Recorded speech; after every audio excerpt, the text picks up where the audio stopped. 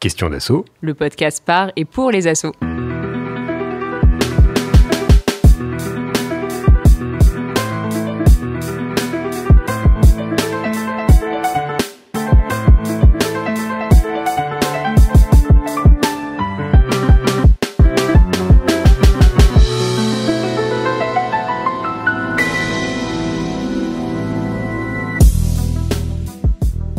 En France, c'est près d'un quart de la population qui s'engage et fait vivre le monde associatif. C'est un chiffre conséquent, mais qui cache de grandes disparités. Au quotidien, il est difficile pour les associations de mobiliser de façon récurrente et continue leurs membres. Le bénévole d'une association n'est soumis ni à un contrat de travail, ni à une quelconque obligation de participation. Il participe selon ses envies, ses appétences, son temps disponible. En quelque sorte, tout se passe comme si l'association est en concurrence avec toutes les autres activités, professionnelles, activités ménagères, activités personnelles, amicales, tout ça. Donc comment l'association peut-elle susciter l'engagement ? Quel cadre mettre en place ? Comment créer et sécuriser l'implication des bénévoles sur le long terme ? Voilà, vous l'aurez compris, aujourd'hui on parle de l'engagement bénévole dans ce 5e épisode de Question d'assaut, le podcast par et pour les assos en partenariat avec la Maïf. Pour évoquer cette question, nous avons le plaisir d'accueillir Lorraine de l'association Make Sense, spécialisée dans l'engagement associatif. Bonjour Lorraine. Bonjour. Nous sommes également accompagnés par Stéphane, juriste de la Maïf, qui reviendra sur cette question du bénévolat sous un angle juridique. Bonjour Stéphane. Bonjour Yael. Et pour animer ce podcast, j'ai moi-même le plaisir d'accompagner Karl. Salut Karl. Salut. Cet épisode de Question d'assaut est réalisé par Guillaume Desjardins et Réa Simon de Synchrone TV sur une musique de Sound of Nowhere. Vous pouvez vous abonner à Question d'assaut sur votre plateforme de podcast préférée, sur Apple Music, Google Podcast, mais également Spotify, Deezer et SoundCloud. Et vous pouvez également réécouter ce podcast directement sur notre site web, donc www.question-asso.com, où vous retrouvez une version textuelle de ce podcast. On s'y engage à chaque fois. Donc nous sommes très heureux d'être avec vous pour ce nouvel épisode. Installez-vous confortablement et c'est parti.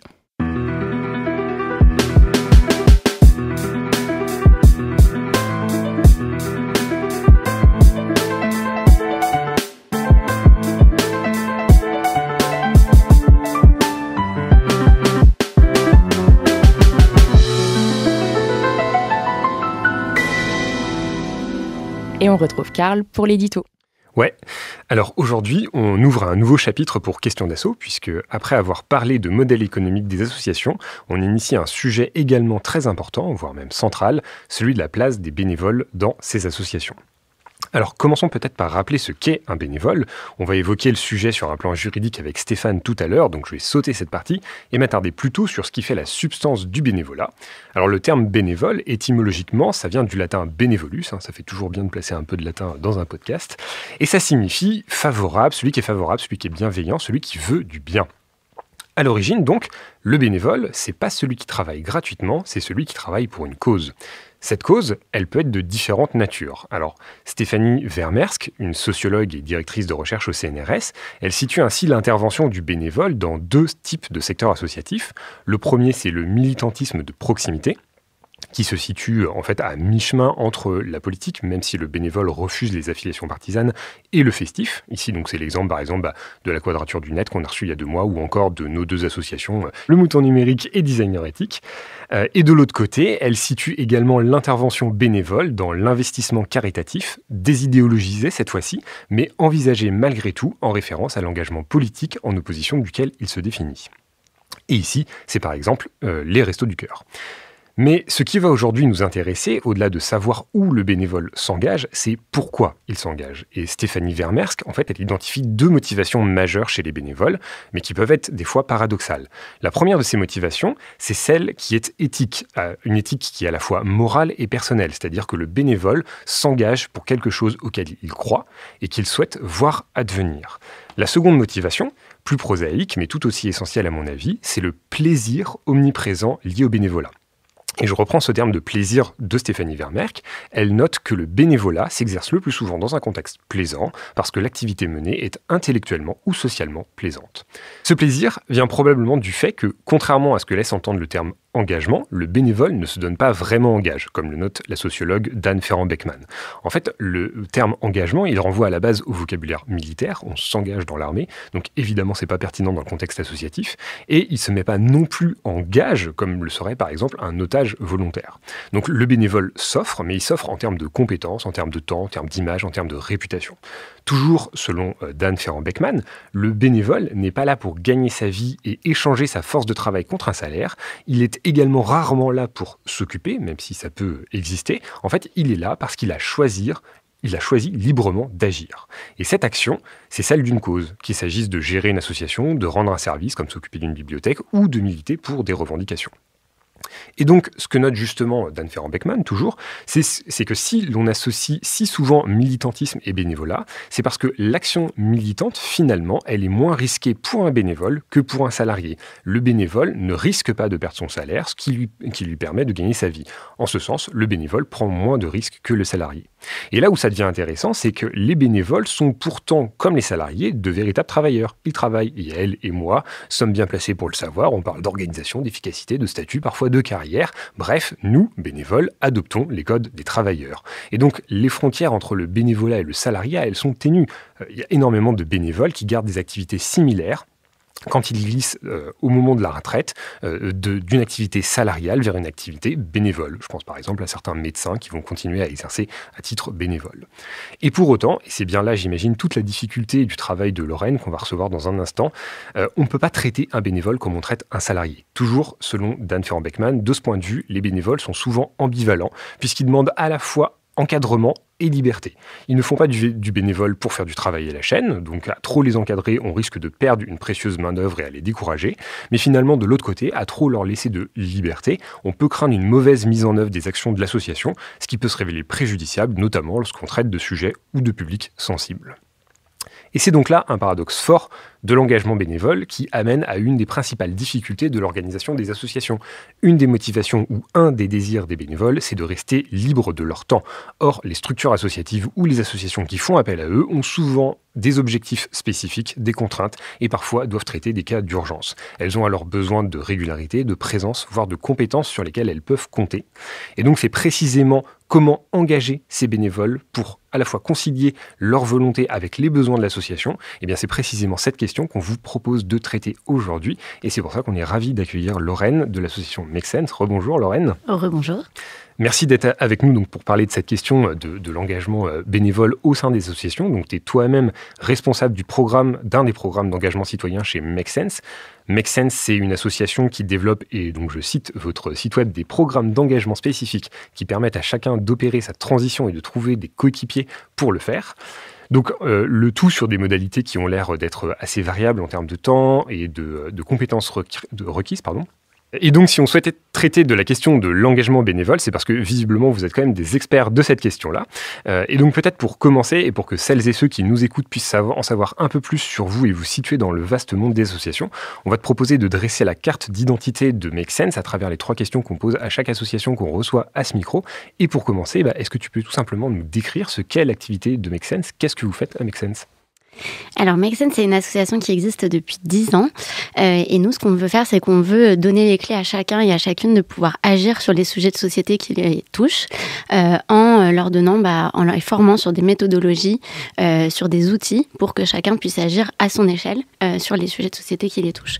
Et du coup, ça peut passer par des activités de bénévolat, mais ça peut aussi vouloir dire devenir entrepreneur social et lancer un business à impact ou gérer des projets ou développer des projets au sein de sa boîte. Et c'est pour ça que chez Make Sense, on a plusieurs types d'activités, on s'adresse à plusieurs types d'audiences. Donc, on a des activités avec les citoyens, on va en parler beaucoup aujourd'hui, donc je m'étends pas trop pour le moment. Mais l'idée, c'est d'engager les gens et de leur donner toutes les clés et les outils pour qu'ils puissent agir sur les sujets de société qui les touchent. On accompagne aussi des entrepreneurs sociaux à développer des projets, donc de l'idée jusqu'au développement du projet, jusqu'au passage à l'échelle. On a tout plein de programmes d'accompagnement, d'incubation et d'accompagnement de projets. Et on travaille aussi avec des entreprises entreprises pour les aider à se transformer de l'intérieur avec des méthodologies, donc que ce soit sur la transformation managériale ou sur l'animation de communautés en interne, etc. Ce qu'on veut faire, c'est aussi former des professionnels à toutes nos méthodologies pour qu'ils puissent se saisir de nos outils pour réfléchir à comment impulser des dynamiques positives au sein de leur structure, que ce soit des collectivités, des entreprises, enfin voilà. Et du coup, voilà, de manière plus générale, l'idée, c'est vraiment de pouvoir, comme je vous disais, donner toutes les clés à chacun et à chacune d'agir à son échelle sur les sujets de société qui nous tiennent à cœur. Peut-être juste pour avoir un petit point d'éclaircissement, quand tu dis que vous accompagnez des citoyens, c'est-à-dire en fait c'est n'importe qui vient vous voir en disant j'ai envie de m'engager, aidez-moi, ou est-ce que c'est une association qui vient pour que vous les aidiez à faire monter en compétence leurs membres? C'est en gros, pour préciser, c'est est-ce qu'un citoyen peut venir alors qu'il n'a pas de structure derrière?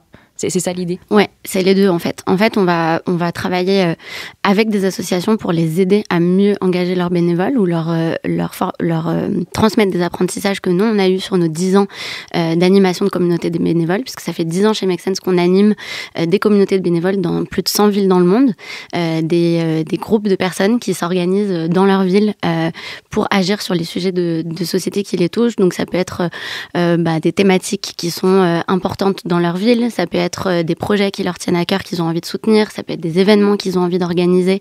Et nous, ce qu'on a voulu faire depuis 10 ans, c'est aider ces groupes de bénévoles à vraiment réussir à s'organiser, à avoir les bonnes méthodologies et les bonnes méthodologies pour le faire et pour développer ensemble des projets. Et pour le faire avec d'autres personnes qui partagent ces questionnements et ces valeurs. Et donc, du coup, l'idée, c'est de se dire, on n'a pas forcément besoin d'avoir pour arriver chez Make Sense, justement, l'idée, c'est vraiment de se dire, j'ai envie de m'engager, on va parler à la cible de personnes qui se disent j'ai envie de m'engager, mais je ne sais pas exactement comment le faire. Il y a tellement de possibilités autour de moi que j'arrive pas à m'y retrouver. Et donc, du coup, nous, Make Sense, on va être là pour être ce tremplin vers l'engagement, pour venir guider les bénévoles et les citoyens, les citoyennes dans ces premiers petits pas vers l'engagement. Et du coup, nous, on va rediriger vers des associations, notamment depuis la crise sanitaire. C'est ce qu'on fait avec le programme dont on va discuter tout à l'heure, le programme Réaction. Mais aussi, ça peut être juste en leur donnant les outils pour comprendre leur écosystème, pour comprendre comment est-ce qu'ils peuvent aider les projets dans leur ville, sans forcément avoir besoin d'une association derrière. Parce qu'en fait, aujourd'hui, c'est très intéressant ce que tu disais sur l'engagement, sur le bénévolat, sur pourquoi est-ce que les gens ils ont envie de s'engager. Il y en a beaucoup qui ont envie d'agir de manière militante, il y en a beaucoup qui ont envie d'agir de manière dans des associations, mais il y a aussi beaucoup de gens qui ont envie de comprendre comment est-ce que dans leur quotidien, sans forcément passer par l'engagement associatif, ils peuvent s'engager pour aider les personnes sans abri, pour aider des seniors isolés, etc. Et que ça peut devenir quelque chose qui s'inscrit dans son quotidien. Donc, c'est tout ça qu'on essaye de traiter. C'est pas évident, parce que du coup, nous, notre cible, c'est en fait tout le monde, tous les gens qui ont envie de s'engager et tous ceux qui ont envie de s'engager, mais qui ne le savent pas forcément encore ou qui ne savent pas exactement comment le faire. Donc, c'est assez vaste et c'est assez compliqué, parce que parfois, on parle dans les milieux un peu start-up, etc., de comment est-ce qu'on peut définir son persona. Mais en fait, nous, chez Make Sense, on a envie de s'adresser au plus grand nombre et de parler au plus grand nombre. Donc voilà. Merci. Et donc, en fait, vous êtes un petit peu des experts de l'engagement associatif. Et alors, deuxième question sur nos 3 questions de carte d'identité, c'est comment est-ce que vous êtes financé? Notamment, tu parlais du fait que vous travaillez aussi avec des entreprises. Donc, ça veut dire que vous avez quand même une part lucrative dans votre association qui est substantielle. Oui, complètement. Donc, on a effectivement, on fait des prestations auprès des entreprises ou de collectivités ou de structures. Donc, ça représente à peu près 60% de notre budget global. On a un peu plus de 20% qui sont du sponsoring de nos différents programmes d'engagement, soit par des entreprises, des collectivités, etc. 10% qui sont des subventions publiques et 7% qui sont des dons et des mécénats issus de fondations ou de particuliers. Et donc, du coup, ça va faire un budget global à peu près de 3,5 millions d'euros. Petite précision, mais sur nos programmes d'engagement, on est vraiment sur un financement qui est du sponsoring ou du don, majoritairement. Et après, on a aussi un système de licence où, en fait, toutes nos activités doivent reverser un certain pourcentage pour faire financer justement ces activités dites bénévoles qui ne génèrent pas de revenus directement, comme pourraient le faire les prestations. Et donc le choix du statut associatif, c'est plus lié aux valeurs que ça porte qu'aux enjeux de business model qui finalement sont presque plus proches de celles d'une entreprise. Alors après, chez Make Sense, on a différentes structures juridiques, justement parce qu'on a différentes formes d'activité. Mais le cœur de notre activité, et ça s'est créé comme ça, Make Sense, c'est une association. Et on parle beaucoup de communauté internationale chez Make Sense pour décrire ça. Les gens qui font partie de Make Sense, que ce soit des salariés, que ce soit des bénévoles depuis 5-10 ans, il y en a qui nous suivent depuis le début, ils le décrivent beaucoup comme une communauté internationale et je pense que on en reparlera peut-être un petit peu tout à l'heure parce que ce sentiment de communauté, je pense qu'il est clé dans pourquoi est-ce qu'on arrive à engager des gens autant et pourquoi est-ce que les gens restent, pourquoi est-ce que ça leur permet de refaire partie d'un groupe, tout ça et du coup ça c'est les questions qui nous passionnent nous chez Make Sense depuis 10 ans et quand je vous disais tout à l'heure qu'on a consolidé vraiment une expertise autour de l'engagement citoyen, c'est aussi beaucoup sur l'animation de communauté. Comment est-ce qu'on va créer, développer, structurer des communautés qui durent. Et ça, c'est une expertise qui aujourd'hui est très recherchée par plein de structures différentes. Ça peut être des entreprises, je vous disais tout à l'heure, mais ça peut être aussi des collectivités, ça peut être des entrepreneurs sociaux qui veulent fédérer autour de leur marque, ça peut être des associations, évidemment, autour de leur communauté bénévole. Et du coup, aujourd'hui, on a vraiment défini des modèles assez théoriques aussi sur l'animation de communautés. On a lancé un club des communautés. Et l'idée, c'est de réunir les praticiens de l'animation de communautés qui sont assez nombreux en fait, de plus en plus, et de les aider avec des bonnes pratiques, des formations, des bonnes pratiques, des modèles, pour pouvoir mieux engager leur communauté, mieux lancer leur communauté, mieux la développer. Et donc, troisième question, et pour en finir avec la carte d'identité, tu as commencé à l'initier. Comment est-ce que vous êtes organisé? Qui compose l'association? Visiblement, il y a à la fois des bénévoles et des salariés, c'est ça? Oui. Alors, Make Sense, on a 80 salariés en France et 120 dans le monde entier, puisqu'on a aussi des bureaux au Mexique, aux Philippines, au Liban et à Dakar. Et nous, on s'organise en gouvernance partagée. Donc, en fait, chez Make Sense, il n'y a pas de hiérarchie. C'est une organisation qu'on appelle horizontale. Ça veut dire qu'il n'y a pas de boss. Il n'y a pas de N+2, N+10. Et du coup, c'est des modèles qui sont assez innovants et sur lesquels on travaille beaucoup chez Make Sense en interne. Et donc, au cœur de tout ce modèle-là, donc on a évidemment des salariés, mais aussi des bénévoles qui nous aident à construire le projet depuis 10 ans. Donc, on a engagé plus de 200 000 personnes depuis 10 ans. On a accompagné 8 000 entrepreneurs sociaux. On a travaillé avec plus de 250 partenaires institutionnels. Et du coup, pour parler un petit peu plus de notre modèle de gouvernance. Elle va peut-être un petit peu être longue, donc n'hésitez pas à m'interrompre ou me couper. Mais chez Make Sense, on est persuadés qu'on est tous et toutes capables de pouvoir prendre des décisions et que ça ne dépend pas forcément de son niveau de seniorité, d'ancienneté au sein de la boîte, mais qu'il faut être bien outillé et bien accompagné pour pouvoir le faire. Donc les modèles de prise de décision et les dynamiques de prise de décision collective, elles se basent, le modèle et l'outil principal qu'on utilise, c'est la sollicitation d'avis. C'est la première, ce qu'on va mettre en avant, c'est le fait que chacun et chacune, comme je vous disais, on est capable de pouvoir prendre des décisions, mais qu'on n'est pas seul pour le faire.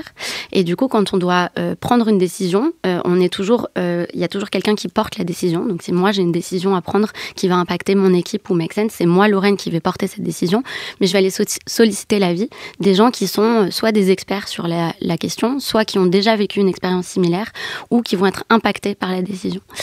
Et donc, c'est vraiment notre première couche de décision, c'est celle-ci, et c'est celle qui est le plus utilisée aujourd'hui. Toutes les décisions, elles sont transparentes et elles sont communiquées à tout le monde. Donc, dès qu'il y a quelqu'un qui va commencer à prendre une décision, c'est envoyé automatiquement à toute l'association pour suivre le process. Et donc, du coup, concrètement, on doit remplir une espèce de petit formulaire. On va préciser un petit peu pourquoi est-ce qu'on veut prendre cette décision, quels sont les risques pour l'association, quels sont les bénéfices, etc. Et solliciter, du coup, l'avis des gens. Et donc, qui ont une période de X temps pour s'exprimer par rapport à ça. Et après, basé sur tous ces ces retours, la personne qui a initié cette décision va dire, moi, je vais prendre cette décision-là. Je décide de partir sur cette décision, par exemple. Et il y a une période un peu de mise en conflit. Donc, en fait, si jamais quelqu'un a une objection, parce que cette personne pense que ça va mettre en danger Make Sense, elle peut se mettre en objection par rapport à cette décision-là.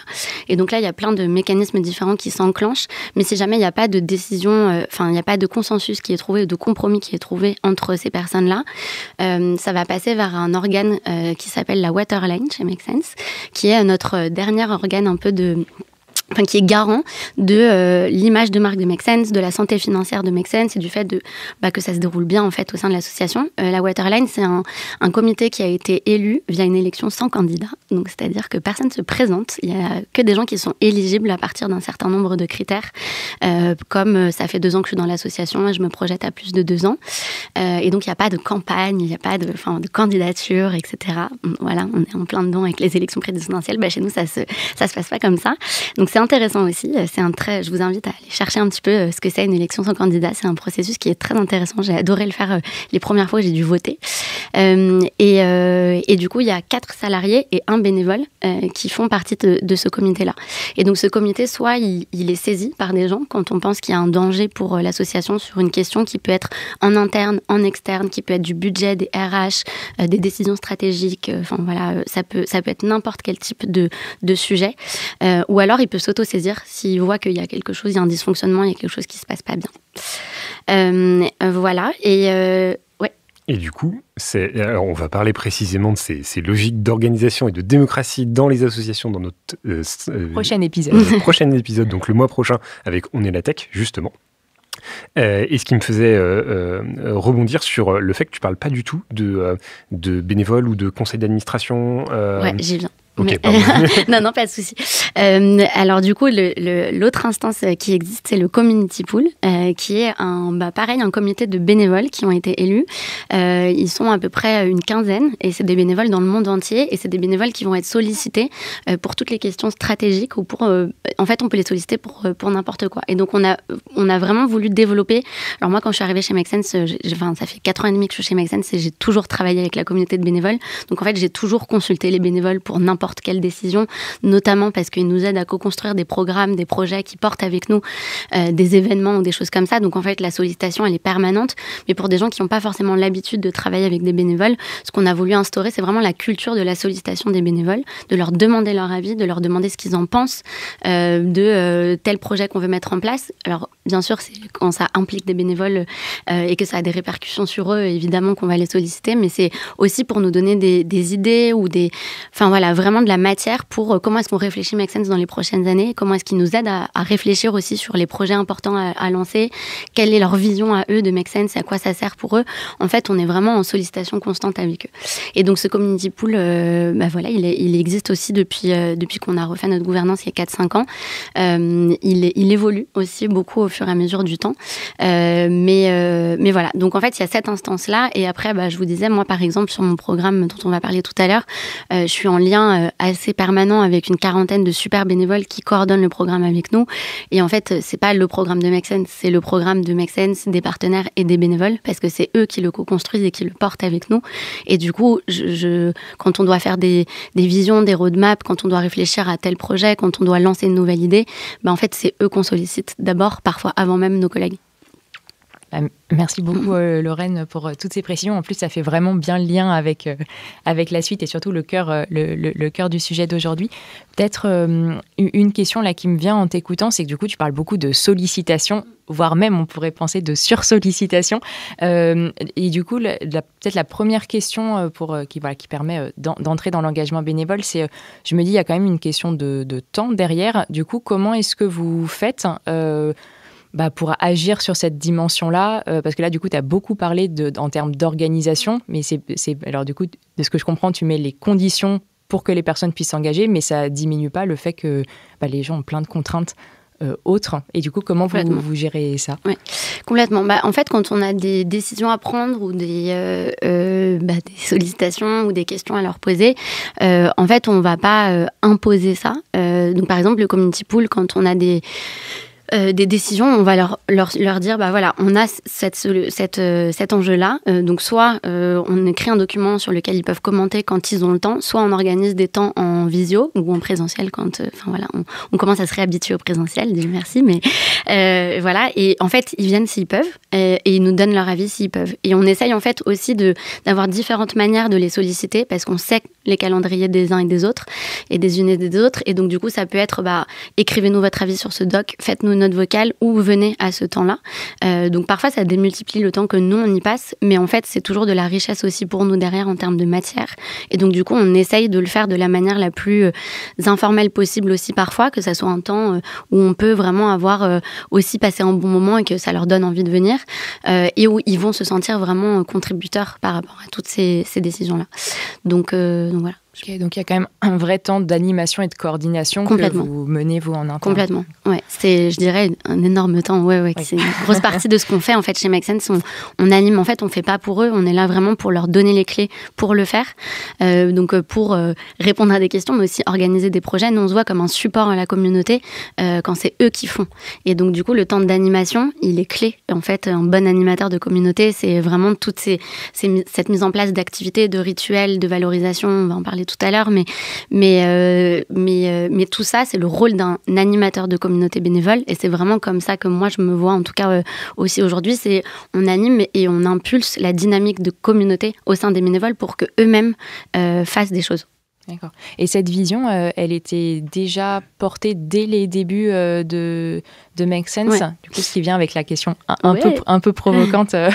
Non, peut-être, c'est-à-dire, comment vous avez peut-être défini ce besoin-là ? Est-ce que c'est-à-dire qu'en fait, les associations, en règle générale, sont pas capables d'internaliser ce temps d'animation, et du coup, le corollaire, c'est si ce temps-là, il est externalisé, est-ce que ça pose pas des problèmes d'ingérence au sein des organisations qui vous sollicitent ? Alors, Make Sense, c'est vraiment né sur la conviction qu'on est beaucoup à avoir envie d'agir, mais qu'on est peu à savoir comment le faire de manière très précise. Et donc, du coup, c'est né sur cette envie de donner les clés à chacun de pouvoir agir en créant cette communauté internationale. Donc, en fait, les tout débuts de Make Sense, c'était des bénévoles qui se sont saisis d'outils et de méthodologies pour les répliquer dans leur ville à eux et qui ont créé des groupes d'action dans leur ville pour le faire. Donc, en fait, on parle de Make Sense comme un community-based model. C'est né d'une communauté et donc c'est dans notre ADN, et nous, c'est comme ça qu'on fonctionne depuis 10 ans et on changera jamais notre manière de faire parce qu'on pense que c'est comme ça aussi qu'on permet à chacun de pouvoir se retrouver et agir ensemble. Et donc, du coup, pour répondre à ta question, c'est pas que du tout que les associations le font mal ou qu'on pense que nous, on le fait mieux, etc. C'est que nous, on a commencé comme ça et que la première personne qu'on a embauchée chez Make Sense, c'était un community développeur. Donc, vraiment, le premier emploi salarié de Make Sense, c'était quelqu'un qui était là pour animer la communauté de bénévoles qui, au début, était éclatée donc dans le monde entier. Et après, les suivants, ça a été des community développeurs par région, parce qu'on s'est dit que la priorité, c'était de pouvoir venir en support à la communauté de bénévoles Make Sense. Et donc, en fait, aujourd'hui, de plus en plus, je pense qu'il y a des postes d'animation de communauté au sein des associations. Je dis pas que ça a jamais été le cas, mais en tout cas, moi, j'ai beaucoup de, j'allais dire de copines, mais parce que c'est beaucoup des filles quand même qui font ce métier, faut le dire, c'est important. J'anime une petite communauté de responsables de communauté bénévoles et c'est que des nanas. Voilà, je le dis et chacun peut en tirer les conclusions. Mais et du coup, on est beaucoup à avoir ce poste-là aujourd'hui et à rencontrer des enjeux, puisque c'est pas un métier qui est facile, c'est un métier qui est galvanisant et qui est super excitant et stimulant, mais qui a tout plein d'enjeux, comme tu le disais aussi toi-même. Et de plus en plus, je pense qu'il y a cette vision de comment est-ce qu'on donne les clés et les outils pour animer ces communautés-là et pour que les bénévoles soient eux-mêmes autonomes pour s'organiser. Et donc, j'allais dire presque s'auto-organiser, parce qu'on en est presque là aussi aujourd'hui. Je sais qu'Entourage, par exemple, fonctionne aussi beaucoup sur un système où ils choisissent des ondes dans une ville. Et en fait, je parlais avec une de nos bénévoles qui est aussi bénévole chez Entourage et qui me disait, en fait, on est libre de développer des projets. C'est même pas qu'on rend des comptes, c'est qu'on on dialogue avec les personnes de chez Entourage, mais qu'on est là aussi pour impulser ça parce qu'en fait, les gens nous font confiance sur ce qu'on peut faire.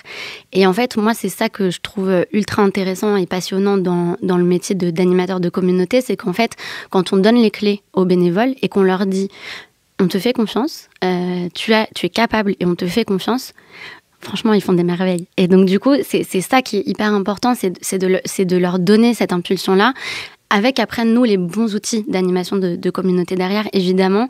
Et ça, c'est le rôle des associations, de leur donner le cadre, les outils, la structure, les méthodos, j'en suis convaincue, mais pour qu'eux-mêmes puissent se saisir des projets et les développer. Alors après, c'est pas toujours valable partout, parce qu'il y a des gens qui ont besoin d'être ultra accompagnés, il y a des gens qui viennent faire du bénévolat parce qu'ils ont envie d'être pris par la main et parce qu'ils ont envie qu'on leur dise quoi faire pour vraiment contribuer à une cause. Et donc, on essaye aussi, avec Make Sense, de travailler avec différents types d'associations, autant des associations qui existent depuis 100 ans, que des associations qui existent comme nous depuis pas très longtemps, pour réfléchir ensemble, en fait, à ce que ça veut dire s'engager aujourd'hui, à ce que ça veut dire être bénévole, et à comment est-ce qu'on le fait aujourd'hui. Et ce que tu dis, ça fait quand même bien écho à ce qu'on a pu vivre avec Karl dans nos assos respectifs, parce que je me souviens, il y a quand même ce moment où il y a les premiers membres qui arrivent et les gens sont hyper motivés pour faire des choses, mais derrière, nous, on ne sait pas quoi leur donner à faire. Alors, gros problème. Et quand on répond, moi je me souviens au début, je disais, mais en fait, c'est simple, viens avec ce que tu veux, mais en fait, il n'y a rien de plus démobilisant que de laisser un cadre aussi large, et du coup, ça a pris du temps, en tout cas, pour moi, côté mouton numérique, mais je crois qu'à Designer Ethics, c'était un peu pareil, pour essayer de poser un peu des cadres, mais sans non plus brimer et laisser... c'est un équilibre qui est difficile à trouver. Parce qu'en fait, comme tu disais tout à l'heure, Karl, on a des objectifs, on a sur nos programmes, sur Make Sense ou sur d'autres associations, mais on a des objectifs, on a envie d'avancer, voilà, et parfois ça dépend pas de nous. Et parfois, c'est frustrant. Et parfois, il faut... Enfin, voilà. Mais souvent, ça fait de la magie, en fait. C'est ce que je vous disais tout à l'heure. Parce que souvent, les bénévoles développent des idées où ils sont tellement au contact du terrain, et nous, pas forcément, que du coup, ils vont avoir beaucoup plus de recul ou beaucoup plus de nouvelles idées pour améliorer l'existant et pour mettre sa pierre à l'édifice par rapport à tout ça, quoi. Alors, du coup, est-ce que tu peux me parler de ces outils et plus précisément là, du programme d'accompagnement dont tu veux parler ?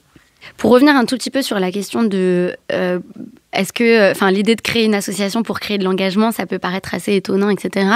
Nous, chez Make Sense, on se positionne, si vous voulez, un peu sur la marche juste d'avant. Je vous l'ai dit tout à l'heure, mais c'est vraiment l'idée de toutes ces personnes qui ont envie d'agir, qui savent pas trop comment, qui sont un peu perdues dans l'immensité de tout ce qui pourrait être fait, dans le nombre d'associations qui existent aujourd'hui pour agir sur des milliers de causes différentes. Et du coup, nous, on veut vraiment pouvoir s'adresser à ces personnes-là en leur disant voilà comment est-ce que tu peux commencer ton engagement.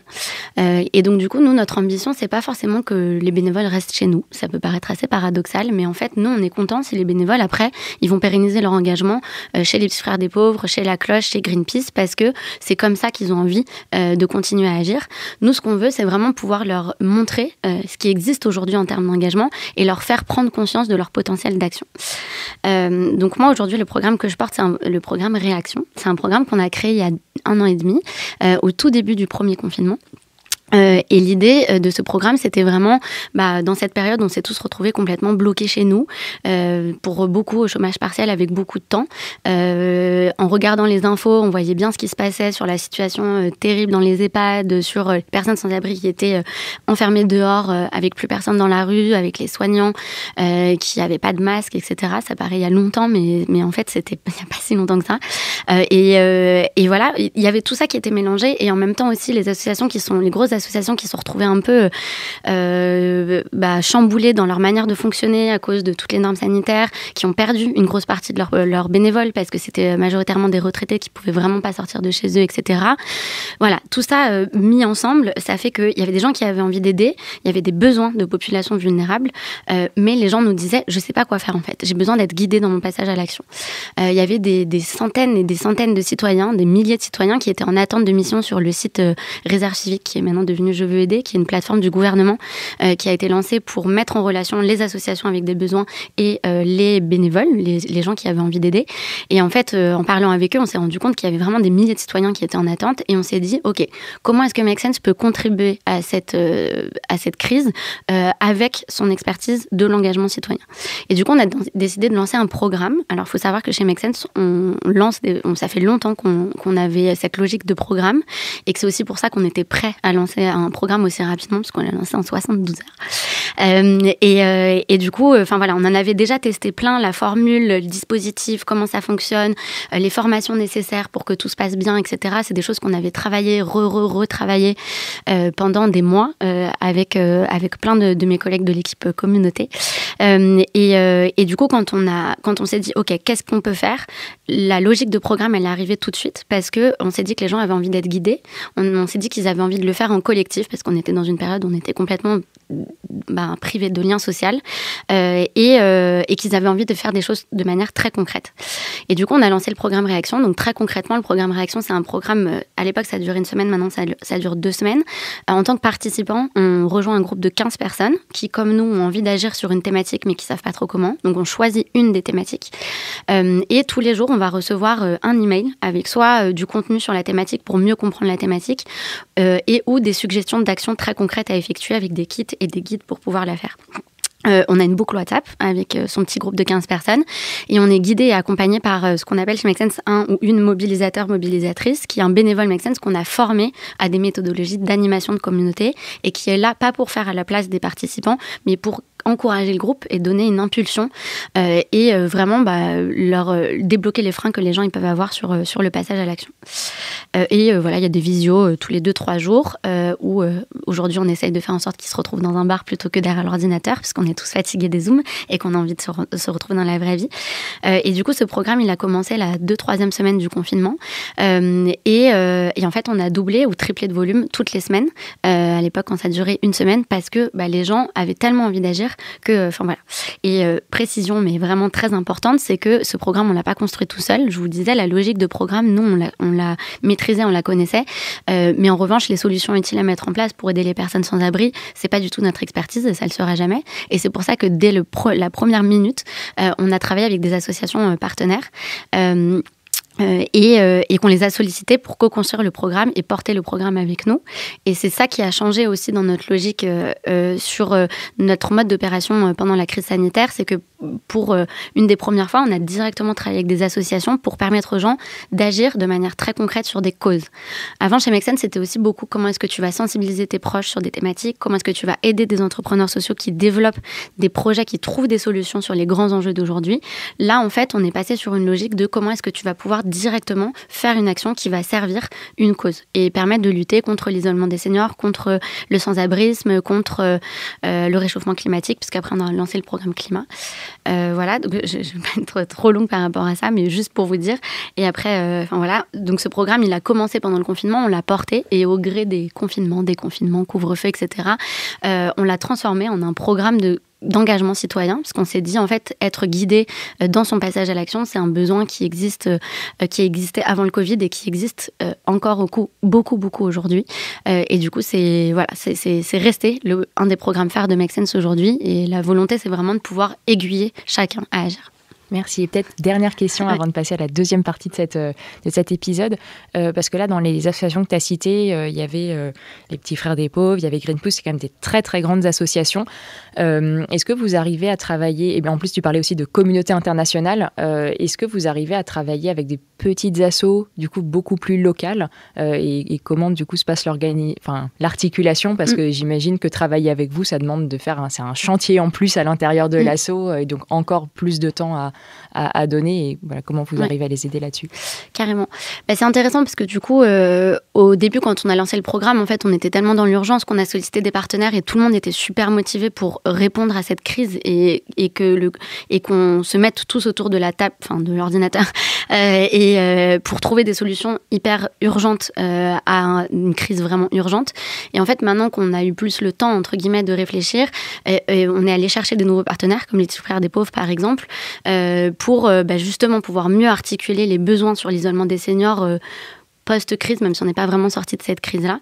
Et du coup, pour répondre à ta question, en fait, nous, on essaie de travailler avec des associations qui vont proposer des actions sur tout le territoire, parce que le programme Réaction, c'est un programme qu'on peut faire depuis n'importe où en France, qui est gratuit, etc. Et donc, du coup, l'idée, c'est d'avoir des actions que n'importe qui peut faire, qu'on vive dans une grande ville, à la campagne, voilà, vraiment, peu importe où on est et qu'est-ce qu'on fait, parce que c'est aussi, on peut le faire en travaillant, en étant au chômage, en étant maman, voilà, il y a plein de profils différents.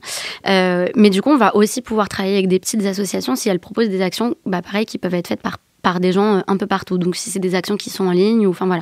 Par exemple, on travaille avec Une lettre, un sourire, qui est une association qui est née au tout début du confinement, donc qui est assez jeune. C'est une structure qui est assez jeune et de manière très simple, qui propose d'écrire des lettres qui sont envoyées à des seniors dans des EHPAD. Et en fait, c'est une des actions phares du programme Réaction Aînés qui plaît le plus parce que les gens adorent ça. Pouvoir écrire des lettres, c'est vraiment, ça nous prend pas tellement de temps et en fait, ça donne un sourire à une personne âgée. Et donc, du coup, on va pouvoir travailler avec ces associations-là. Et du coup, pour répondre à ta question, il y a plusieurs manières de cibler un peu les besoins opérationnels et ce que ça apporte aussi aux associations, mais c'est toujours du gagnant-gagnant en fait. Nous, ça nous aide parce qu'on a besoin de l'expertise de ces associations qui travaillent sur la thématique. Et donc, du coup, on va beaucoup réfléchir, par exemple, quand on a fait ce partenariat avec les Petits Frères des Pauvres, au-delà des besoins opérationnels des Petits Frères des Pauvres et de leurs besoins sur le bénévolat, leur stratégie d'engagement, on a d'abord réfléchi à c'est quoi le besoin et les solutions aujourd'hui pour lutter contre l'isolement des seniors et où est-ce que les citoyens sont le plus utiles à leur échelle au coin de chez eux pour agir. Et donc, du coup, on a plus développé du contenu pédagogique dans la deuxième version du programme aînés autour de comment est-ce que je peux aller sonner chez mon voisin, comment est-ce que je peux placarder des affiches, des initiatives solitude écoute ou des choses comme ça chez les commerçants pour que les seniors puissent les voir, etc. Et donc l'idée, c'est vraiment de responsabiliser aussi mais donner les clés aux citoyens pour qu'ils puissent réduire l'isolement des seniors dans leur quotidien. Donc ça, c'est vraiment aussi se dire comment est-ce qu'on travaille ensemble sur la cause. Et moi, ce que j'adore dans ce programme, c'est qu'on met autour de la table des associations qui œuvrent sur la même thématique, mais qui n'ont pas forcément l'habitude de bosser ensemble. Et du coup, on va faire un programme avec des actions qui sont complémentaires pour servir la cause.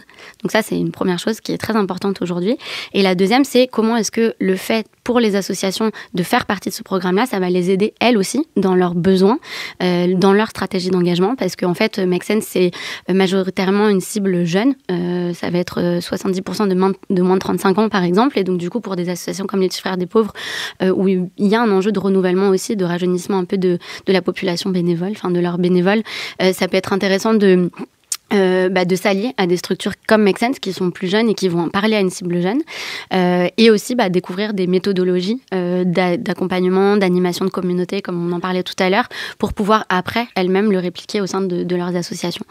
Donc voilà, en fait c'est du donnant-donnant, gagnant-gagnant et on est beaucoup en échange permanent avec les associations pour imaginer toujours plus ou des meilleures solutions par rapport à la cause et par rapport aux besoins de la cause, mais aussi pour pouvoir les aider, elles, dans leur stratégie d'engagement et dans leur manière d'attirer et de mobiliser des bénévoles. Et donc, peut-être pour passer maintenant à justement comment est-ce qu'on va embarquer ces bénévoles. Donc, t'expliquais effectivement quels peuvent être les besoins des associations. Et maintenant, comment est-ce qu'on fait pour être sûr que les bénévoles répondent bien à ces besoins? Et est-ce que tu peux nous expliquer, peut-être pour commencer, justement, quel est le processus d'intégration de quelqu'un qui souhaite rejoindre le programme d'action? En fait, concrètement, vous lui proposez quoi quand il arrive? Ouais. Alors, il y a différentes niveau de bénévolat. Donc du coup, il y a le niveau participant, dont je vous disais tout à l'heure, c'est ces participants qui rejoignent un groupe de 15 personnes. Donc là, on leur demande rien, on leur demande de s'inscrire et d'avoir du temps. Un petit peu, pas beaucoup, parce qu'on veut pas beaucoup, quand même, parce qu'il faut qu'ils aient le temps de pouvoir faire les actions, mais on veut aussi que les gens puissent faire ce programme dans un cadre où ils travaillent, dans un cadre où ils sont occupés, etc. L'idée, c'est de proposer une forme de bénévolat qui est flexible et qui s'adapte au calendrier de chacun et de chacune. Parce que tu parlais un petit peu de ça au début, mais je pense qu'aujourd'hui, il y a quand même des besoins. Enfin, les gens sont à la recherche d'une forme de bénévolat qui est pas forcément la même que celle qui existe depuis des décennies. Les gens ont un peu peur de l'engagement de manière générale, mais aussi de l'engagement de je vais m'engager tous les samedis de 10h à 18h pour faire telle action, etc. Notamment les gens qui découvrent un petit peu le bénévolat, ils ont un peu envie d'avoir ce côté flexible et de tester. Parce qu'il y en a qui savent pas en fait la forme d'action qui leur correspond le mieux et du coup ils ont envie de pouvoir tester cette forme-là. Donc aux participants, on leur demande de s'inscrire et on leur demande de participer. On essaie de les responsabiliser aussi sur le côté, si tu t'es inscrit à ce programme pendant 2 semaines, c'est important que tu participes parce qu'en fait, si tu réponds pas à la boucle WhatsApp, si tu viens pas au call, si tu fais pas les actions, en fait, tu vas pas vivre l'expérience à 360 et du coup, c'est dommage pour toi, mais c'est aussi dommage pour le collectif. Et du coup, vous savez combien est-ce que vous avez de taux de conversion, mais c'est un terme très marketing, mais en tout cas de personnes qui participent effectivement? Ouais. Alors, on a à peu près 10% de gens qui abandonnent, donc vraiment qui répondent pas pas, qui viennent pas. Et après, sur des groupes de 15, en fait, c'est assez difficile parce que c'est assez étonnant à chaque fois et ça surprend beaucoup nos bénévoles souvent. Mais quand ils font des calls sur un groupe de 15, il peut y avoir entre 5, 6, 7 participants qui viennent au call. C'est pas forcément toujours les mêmes parce qu'ils en ont plusieurs pendant leurs 2 semaines. C'est pas toujours les mêmes qui répondent aussi. Et en fait, parfois, ils se rendent compte au bout des 2 semaines que la personne qui n'avait jamais répondu, qui était jamais venue au call, avait fait plein d'actions, mais juste l'avait pas dit. Et du coup, c'est aussi intéressant parce que nous, on parle beaucoup de planter la graine chez Make Sense, que de dire, en fait, ça peut être frustrant parfois pour les bénévoles qui mobilisent les promos d'avoir des participants fantômes. Mais en fait, ce qu'on essaye de leur dire et ce sur quoi on essaye de les rassurer, c'est aussi beaucoup le côté, vous avez planté une graine. Les participants, en ayant lu les contenus, en ayant lu les messages que vous postez sur les boucles WhatsApp, etc., c'est quelque chose qui va germer et peut-être que vous n'allez pas voir le résultat dans les 2 semaines, mais peut-être que ça va germer dans 1 mois, dans 6 mois. Ce qui est dur pour nous, c'est la mesure d'impact de tout ça, c'est de pouvoir mesurer l'impact de tout ça. Mais voilà. Du coup, pour continuer juste sur l'accompagnement, donc sur les participants, on a notamment ces 2 dernières semaines avec l'équipe, on a travaillé un peu les messages de responsabilisation des participants, de dire c'est pas parce que le programme est gratuit que c'est complètement à la carte et il y a des bénévoles qui sont là et qui prennent de leur temps pour t'accompagner. Donc il y a aussi ce côté-là, parce que nous on veut développer le côté bénévolat flexible, mais on s'est rendu compte qu'à trop leur dire c'est à la carte, vraiment viens, tu vas voir, c'est en fonction de ton temps, ça peut générer des répercussions, ça peut avoir des répercussions un peu négatives pour les bénévoles qui encadrent le programme. Et du coup, il y a ce côté un peu responsabilisant aussi sur lequel on a envie d'insister parce qu'on pense que c'est important. Et après, pour les mobilisateurs, donc ces personnes qui accompagnent les groupes de 15 personnes, eux, ils vont bénéficier d'une formation avec Make Sense, comme je vous disais tout à l'heure, donc sur l'animation de communauté. C'est une formation qui est un peu hybride et qui est composée de différentes choses. Donc il y a des modules de formation, des vidéos qu'ils vont pouvoir regarder quand ils veulent, qu'on a préparé avec tous les experts chez Make Sense de l'animation de communauté pour les aider sur la posture, sur les former sur la facilitation en ligne, sur la gestion de la communication au sein d'un groupe, etc. L'idée, c'est que quand ils lancent leur promo, ils sont prêts, ils n'ont pas de stress et vraiment, pendant 2 semaines, ça se passe bien. Donc, il y a des modules, des vidéos de formation. Ils ont tout un kit qui est composé de toutes les réponses aux questions qu'on nous a posées depuis 1 an et demi. On retravaille en continu ce kit. Dès qu'il y a une nouvelle question qu'on nous pose, hop, on rajoute un petit truc dans le kit. Et du coup, ça fait que, en fait, au tout début, les gens nous posaient 40 000 questions. Et maintenant, tout est super clair. Et les gens, même aujourd'hui, nous disent c'est incroyable, ce kit, il est super bien fait, etc. L'idée, c'est vraiment qu'ils trouvent étape par étape, limite vraiment jour après jour, les réponses à leurs questions. Ils ont une checklist de qu'est-ce qui se passe quand je lance ma boucle, le premier jour du programme, quel message template je vais pouvoir mettre sur la boucle WhatsApp. Vraiment, l'idée, c'est d'avoir quelque chose de clé en main pour que eux, après, ils puissent s'amuser. Et après, ils ont des sessions en visio avec Make Sense. Ils en ont 3 au tout début, juste avant de lancer leur boucle, au milieu et à la fin. Et l'idée, c'est à la fois de leur donner les infos, mais aussi de les faire interagir entre eux. Donc, toutes ces personnes qui vivent cette expérience de mobilisation. La deuxième formation, par exemple, la formation de mi-parcours, c'est vraiment, on arrive, on allume le Zoom, tout le monde prend un café et on leur dit, racontez-nous comment ça s'est passé. C'est quoi les défis que vous avez eus? C'est quoi les belles histoires que vous avez eues, etc. Et donc, il y a toujours ces 5-10 secondes de personne parle. Et dès que la première personne a commencé à raconter sa semaine, et là, ça part. Tout le monde dit, ah ouais, moi aussi, j'ai eu ça. Moi, j'ai testé ça. Moi, j'ai fait ça. Et en fait, chez Make Sense, même si nous, derrière l'écran, on a les réponses à leurs questions, on préfère quand ça vient d'eux. Et en fait, quand c'est eux qui, de manière fluide comme ça, vont se donner eux-mêmes les solutions, parce que c'est beaucoup plus puissant, quoi. Donc, on a vraiment beaucoup travaillé cette formation-là, parce qu'en fait, elle est clé aujourd'hui dans tout notre programme. Et je finis aussi, je vous parlais un tout petit peu tout à l'heure de ces super mobilisateurs, ces super bénévoles. Eux, ce sont des bénévoles qui se sont engagés sur un mandat beaucoup plus long, de plusieurs mois. Donc là, on a testé pour la première fois le mandat de Supermob de 4 mois. En fait, c'est des équipes de bénévoles qui vont coordonner chacune des thématiques. Et donc, eux, ils sont vraiment en charge d'animer le programme, d'améliorer le contenu au fur et à mesure, de faire avec nous la gestion des partenaires, etc. Et eux, ils s'engagent vraiment beaucoup plus sur un temps long. Et pour le coup, eux, on les forme aussi beaucoup. Il y a eu tout un week-end de formation. On leur donne beaucoup de formation en continu. On leur fait aussi, on leur donne un peu des expériences particulières. On leur fait parler avec des gens inspirants. Il y a des speakers inspirants qui viennent leur parler, etc., pour valoriser un peu leur expérience. Mais c'est avec eux qu'on co-construit le programme, comme je vous disais tout à l'heure. Alors, c'est intéressant ce que tu dis, parce que là, en fait, en t'écoutant, j'essayais de le projeter forcément dans mon organisation. Ouais. C'est pareil. et en fait, c'est que je trouve que là, ce que tu dis, ça marche très bien pour des activités qui sont très opérationnelles. Enfin, c'est ce que tu dis, en gros, Donc c'est, je sais pas moi, aller coller des affiches, aller voir des gens, faire du porte-à-porte, enfin du coup des actions qui peuvent être très délimitées. Mais je me dis, mais en fait, avant d'arriver à ce stade-là et du coup d'avoir des actions bien délimitées, ça demande quand même à ce que les structures aient déjà bien défini les objectifs et même avant les objectifs, qu'elles aient... Enfin, alors là, en tout cas, moi, je parle du coup pour les assos plus peut-être militantes où je sais que moi, mes membres, ils ont quand même une volonté, avant de partir sur des trucs très opérationnels, de dire, attendez, on va quand même redéfinir et avoir du coup, l'action, mais aussi la stratégie et d'avoir une approche critique de ce qui se passe pas. Enfin, d'avoir toute une phase d'analyse, ça, du problème, avant de le traduire en objectif, avant de le traduire en opérationnel, ce qui peut du coup être un peu frustrant parce que ça prend beaucoup, beaucoup de temps, voire démobiliser. Mais en fait, la partie réflexion, et on va discuter du pourquoi on est là, de qu'est-ce qu'on critique, qu'est-ce qu'on veut changer, et en fait, limite la plus importante que le final. Donc là, c'est une autre forme d'engagement totalement différente. Alors oui, après le pourquoi on est là et en fait les visios, donc je vous disais dans le programme il y a 3-4 visios qui sont là pour que les gens puissent échanger.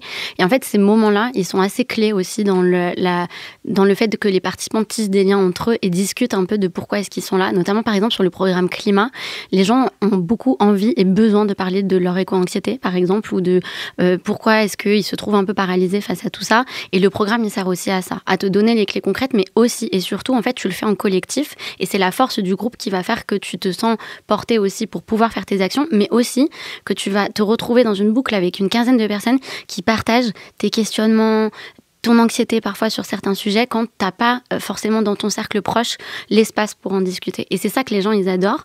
Donc il y en a qui viennent et qui sont très contents parce qu'ils font des actions de manière concrète, et il y en a qui nous disent mais en fait c'est génial, j'ai rencontré mes nouveaux meilleurs potes, en fait c'est les gens avec qui je vais aller faire des manifs, c'est les gens avec qui je vais aller faire tout ça. Donc il y a aussi cet aspect de discussion vraiment voilà. Et après il y a quelque chose aussi, quand on a lancé le programme au tout début, on avait mis des suggestions d'actions qu'on avait imaginées avec les bénévoles, et en fait il y a plein de groupes qui n'ont pas du tout suivi ce qu'on avait mis dans le programme et qui se sont auto-organisés ou qui ont développé des idées eux-mêmes pour sortir un tout petit peu du cadre que nous, on avait mis dans les emails avec les associations, et qui ont imaginé des trucs de ma boule que, du coup, après, on a mis dans le programme. Et en fait, encore aujourd'hui, il y a des gens qui sortent complètement de ce qu'on propose au quotidien, dans les emails, etc. Parce que, par exemple, j'ai l'exemple d'Hector, l'année dernière, à peu près à cette période-là, qui s'est dit, en fait, là, il commence à faire super froid. Lui, il était dans le programme Personnes sans abri. Je vais organiser une opération grand froid. Et en fait, le fait d'être dans une boucle avec 15 personnes, il a hyper vite trouvé 4-5 personnes qui étaient super motivées pour se pointer devant chez Decathlon un samedi après-midi, imprimer 2-3 affiches et harceler les gens, genre, s'il vous plaît, achetez une paire de chaussettes en plus pour que nous, après, on aille les redistribuer à des personnes qui en ont besoin.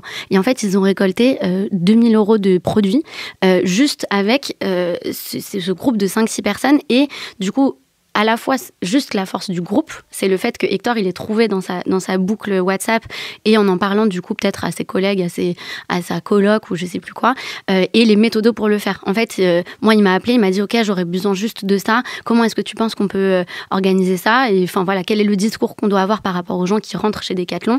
Et du coup, ça s'est fait un peu comme ça. Donc en fait, il y a aussi ce côté, quand je vous parlais tout à l'heure d'auto-organisation, Make Sense, c'est aussi beaucoup ça. Depuis 10 ans, c'est des gens, nous, on va leur donner les outils, les méthodos, et en fait, ce qu'ils vont faire, c'est aussi ce qu'ils ont envie de faire, parce qu'ils pensent que c'est le plus urgent, le plus pressant, ou ce qu'ils font par rapport à les causes sur lesquelles ils ont envie déjà. Si, très bien, merci. Et je reviens peut-être sur une question du coup qu'on a un petit peu abordée avant, mais pour la préciser, sur le profil des gens qui s'engagent, parce que tu disais, voilà, nos programmes, ils sont à destination aussi bien des personnes qui sont au chômage, en situation de précarité, que des personnes qui sont plus aisées ou qui ont plus de ressources. Concrètement, est-ce que vous avez un peu des chiffres sur les personnes qui s'engagent? Est-ce que vous arrivez vraiment à inclure tout le monde dans ces programmes sur le long terme et à faire travailler les gens ensemble? Ouais. Alors, je pense qu'on peut toujours s'améliorer sur la diversité de nos profils et qu'on a beaucoup de réflexions par rapport à ça. De manière générale, quelques chiffres, hein, mais c'est 80% de femmes, je redis encore aussi, mais au sein des programmes Réaction. Je vous disais à peu près 70% qui ont moins de 35 ans, mais donc 30% qui ont plus aussi. Et c'est un peu une nouveauté chez Make Sense aussi, parce qu'avant, c'était vraiment majoritairement des 18-35 ans. Et à peu près une moitié d'actifs, une vingtaine de pourcents qui sont chômeurs, 25% d'étudiants, etc. On n'a pas de stats sur les CSP, etc. Ça, on ne demande pas.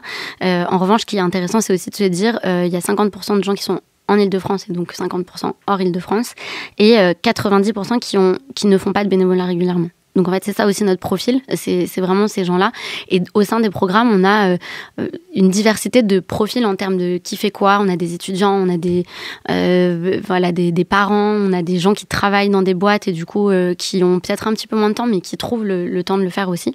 Et voilà. Donc Et dans la manière dont tu verbalisais les différentes personnes, les différents types de profils qu'on va trouver dans les gens qui s'engagent, donc entre les participants, les mobilisateurs, les super mobilisateurs, en fait, j'avais l'impression que dans ton discours, vos participants, c'est presque vos usagers, vos utilisateurs, et que vos bénévoles, c'est surtout les mobilisateurs et les super mobilisateurs. Je ne sais pas si c'est quelque chose que tu partages, et justement, comment est-ce que vous arrivez à aller chercher ces mobilisateurs, ces super mobilisateurs, parce que finalement, trouver des gens qui sont venus volontairement donner du temps pour les participants, c'est relativement, j'imagine, facile, ou en tout cas, ils ne s'engagent pas pour beaucoup, mais pour les autres, comment est-ce qu'on fait pour aller les chercher et les faire contribuer ? C'est super intéressant ce que tu dis.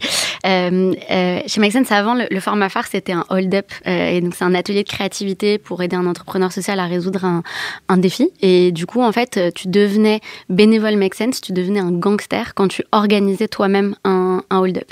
Et donc, les participants n'étaient pas considérés vraiment comme des gangsters. Il fallait passer à cette phase de toi-même, tu organises, etc. Et du coup, aujourd'hui, je pense que cette logique, elle est assez similaire. C'est vrai qu'on passe beaucoup de temps à former les mobilisateurs et les super mobilisateurs.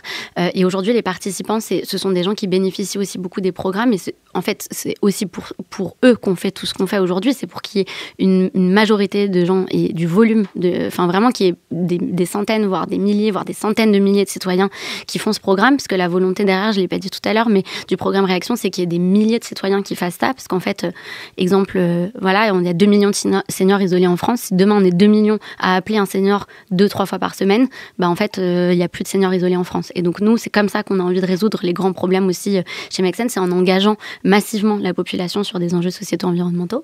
Mais du coup, pour revenir à ta question, donc comment est-ce qu'on va les chercher ? En fait, nous, c'est déjà de manière, on s'efforce et on travaille beaucoup sur comment est-ce qu'on présente les opportunités de bénévolat chez Make Sense, parce que ça peut être un peu, là, on est en train d'enregistrer un podcast, on a 1 heure pour en discuter, etc. Mais il faut se dire que la personne qu'on veut cibler, parfois, elle va juste voir une pub ou un truc qui va lui donner envie ou pas de s'engager. Donc, on travaille beaucoup nos techniques de marketing, de communication et de manière générale de recommandation des proches. C'est un peu comme ça qu'on fait aussi du recrutement de bénévoles et qu'on va aller chercher. C'est tout ça à la fois, donc c'est assez compliqué. C'est aussi assez nouveau chez Make Sense. On a embauché quelqu'un en marketing pour la première fois il n'y a pas si longtemps. Et donc du coup, c'est un peu une complémentarité entre toutes ces stratégies-là. Comment est-ce qu'on fait des campagnes de communication qui sont attirantes et qui vont parler au plus grand nombre ? À la rentrée, on a lancé toute une campagne autour des raisons d'agir. Et l'idée derrière, c'était de dire, quelle que soit votre raison d'agir, vous avez raison. Et donc, engagez-vous avec nous pour dire qu'on a tous une bonne raison de s'engager. On a tous une raison de le faire. Ça peut être pour se sentir utile, ça peut être pour rencontrer des gens, etc. Et comme je vous disais tout à l'heure, on s'adresse à tout le monde. Donc voilà, les techniques de marketing. Donc vraiment, comment est-ce qu'on va créer des parcours d'inscription ? Au-delà des parcours d'engagement, c'est assez peu probable que quelqu'un qui connaisse pas du tout Make Sense voit une pub pour le programme Réaction sur Facebook ou sur Instagram et s'inscrive direct. Il faut planter la graine et que ça germe, et donc du coup voilà. Et après, c'est aussi beaucoup comment est-ce que nous on va être très clair sur ce qu'on recherche, notamment quand on recrute des mobilisateurs ou des super mobilisateurs. Par exemple, sur le mandat, on a vraiment fait toute une campagne de recrutement avec des fiches missions, avec vraiment, c'était hyper clair et détaillé, des sessions d'information sur c'est quoi le rôle. Aujourd'hui, sur les mobilisateurs, on fait aussi des calls individuels pour les gens qui ont envie de comprendre mieux, pour qu'ils puissent passer le pas. Donc tout ça, ça demande du temps, mais c'est aussi pour qu'on soit sûr que l'offre de bénévolat corresponde à ce que les gens ils ont envie de faire derrière, et qu'ils soient engagés sur le long terme, quoi. Et donc, ça veut dire que vous faites des fiches de mission. Vous avez voilà. Est-ce que tu peux décrire ce que sont ces fiches de mission ? Par exemple, pour le rôle de super mobilisateur, on avait fait toute une fiche. Donc, nous, chez Make Sense, on a aussi une plateforme qui s'appelle jobs.makesense.org qui permet de recruter des gens ou de chercher un travail. Donc, on met en relation des gens qui ont envie de bosser dans l'impact et des structures qui proposent des jobs à impact. Et donc, on va créer des fiches missions sur cette plateforme-là. Et les gens peuvent candidater.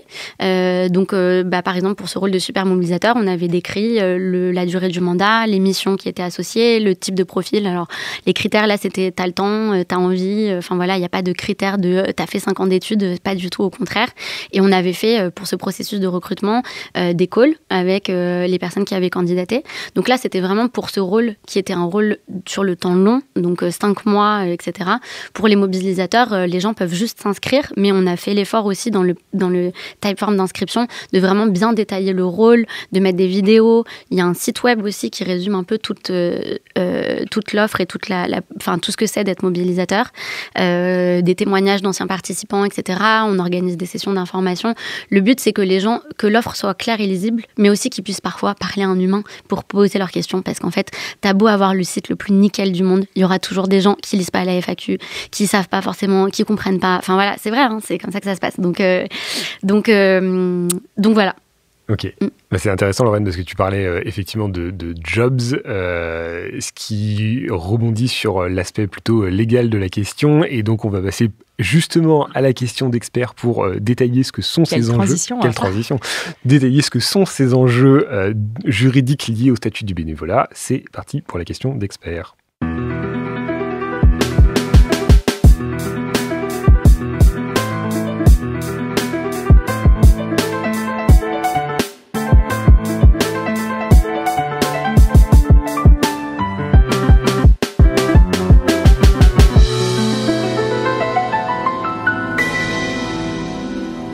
Aujourd'hui, notre expert, c'est Stéphane. Salut Stéphane. Salut Karl. Tu es donc juriste au service association de la Maïf et tu nous rejoins pour parler précisément des différents statuts de membres d'une association. Alors, le sujet qu'on souhaitait évoquer avec toi, donc, c'était cette question, notamment de la différence entre un adhérent et un bénévole. Souvent, on utilise ces termes de façon un peu indifférenciée, alors qu'a priori, c'est bien des statuts qui sont différents. Donc, la question, finalement, elle est simple. Qu'est-ce que c'est qu'un adhérent ? Qu'est-ce que c'est qu'un bénévole ? Quelles sont les différences entre les deux ? Alors, c'est moins une condition de statut que d'action mise en œuvre. En fin de compte, l'adhérent, si on commence par lui, c'est la personne qui va bénéficier des services ou prestations offerts par l'association. Donc, ça va être pour un adhérent d'une association sportive, je vais faire tel sport et je vais adhérer à une association. Une association qui va proposer des paniers bio, je vais adhérer et je vais effectivement bénéficier des paniers bio organisés par l'association. Donc cette relation se matérialise d'une manière générale formellement par ce qu'on appelle un bulletin d'adhésion dans le monde associatif classique. Donc il y a un contrat, je verse une somme d'argent, c'est assez simple, et en échange j'ai le bénéfice du projet associatif. Le bénévole, il est à l'origine du projet associatif. Lui, il va s'engager au bénéfice du projet associatif d'une manière en général totalement libre, désintéressée et souvent sans cadre formel. C'est-à-dire, moi je viens, je vais taper à la porte, j'ai des compétences, je vais les mettre au profit du projet associatif et au profit des adhérents. Voilà, ça va être très très simplement, pour reprendre l'exemple de l'association sportive, le bénévole qui a des compétences physiques et sportives de par son expérience personnelle, devenir entraîneur de l'adhérent. Voilà. Et s'il n'y a pas effectivement d'éléments formels, il y a ce qu'on appelle par la jurisprudence une convention tacite d'assistance. Il y a quand même des liens de droit qui sont créés par cette relation humaine entre le bénévole et l'association et ses représentants et l'adhérent. Donc, il y a effectivement cette différence, c'est qu'on n'est pas dans le même champ de la vie de l'association. Le bénévole, il construit le projet, il participe au projet. L'adhérent, par principe, lui, bénéficie du projet. Et donc, du coup, dans ce que tu viens de dire, en fait, le bénévole n'a pas obligatoirement de cotisation. Pas forcément. Ce sont des choix qui vont être faits, on va peut-être y revenir après. L'association, comment elle perçoit son projet associatif et comment elle perçoit l'engagement des personnes qui vont contribuer au projet ou bénéficier du projet. Mais ça va être un choix, on va dire, statutaire et un choix politique au sens noble du terme.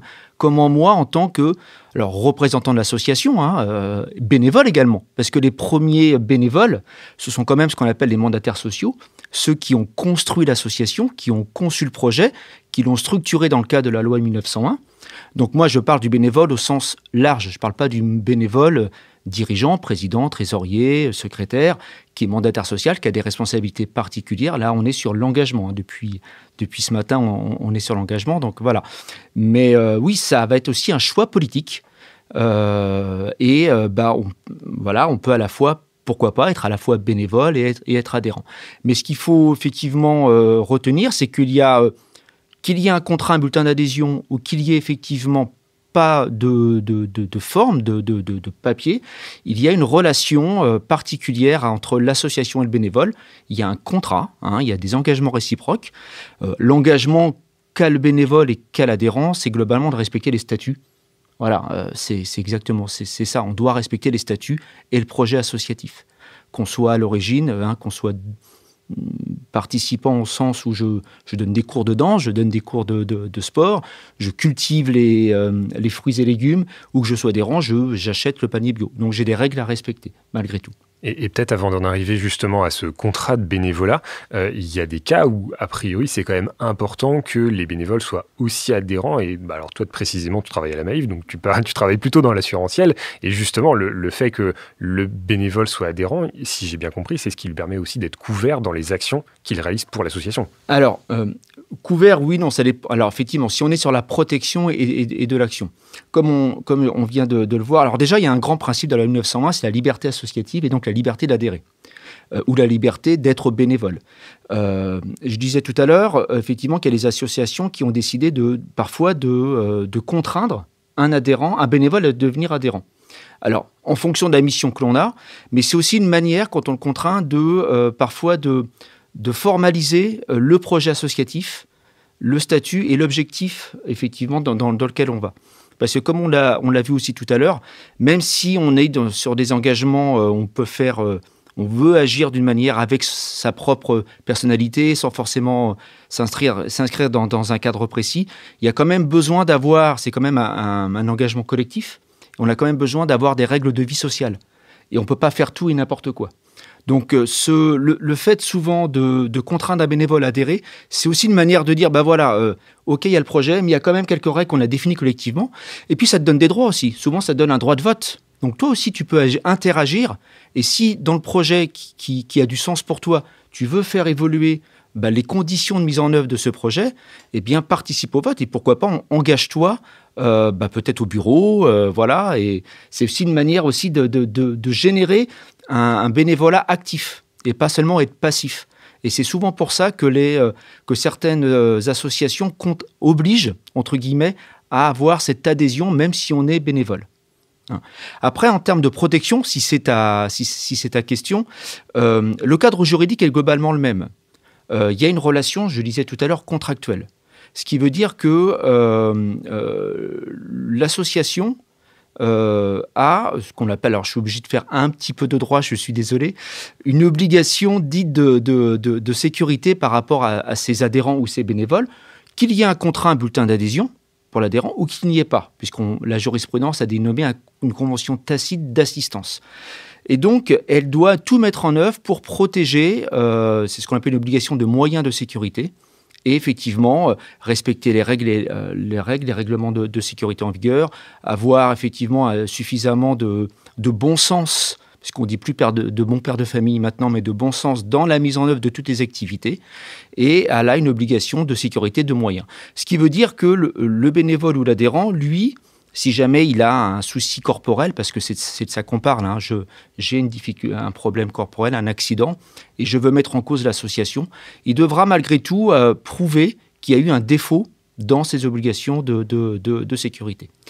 À l'inverse, il est protégé, le bénévole ou l'adhérent sera protégé parce que lorsqu'il va agir pour le compte de l'association ou dans le cadre de l'activité associative, on va considérer que l'association, c'est un peu c'est comme un employeur ou c'est comme le père pour ses enfants mineurs.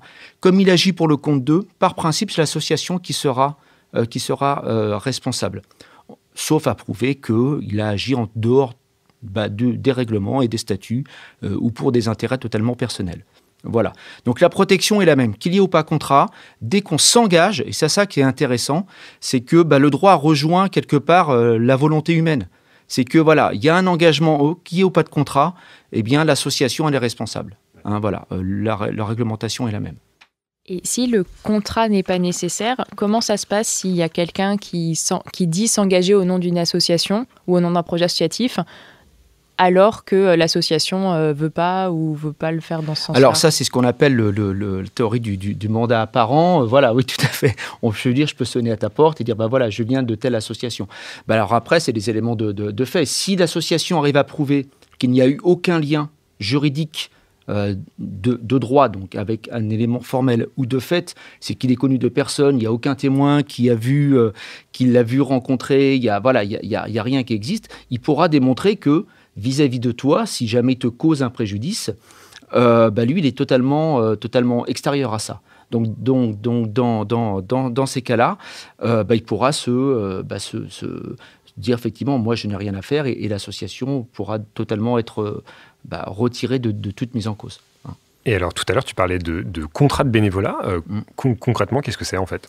Le contrat de bénévolat, alors souvent, je redisais, souvent le bulletin d'adhésion ou l'adhésion, quand on veut adhérer, c'est une manière de dire, il y a des règles, il y a des statuts, il y a des règlements intérieurs.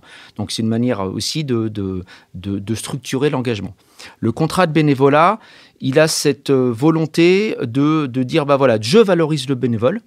Donc, effectivement, en tant que bénévole, ce n'est pas que des faits, que des actes, c'est aussi un engagement.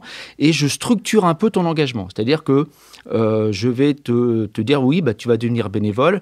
Donc, tu vas, en fonction de tes possibilités, de mes besoins, tu vas venir, comme on disait tout à l'heure, venir tous les samedis de 14h à 16h, même si c'est contraignant. Tu vas pouvoir effectivement avoir accès à tel et tel matériel.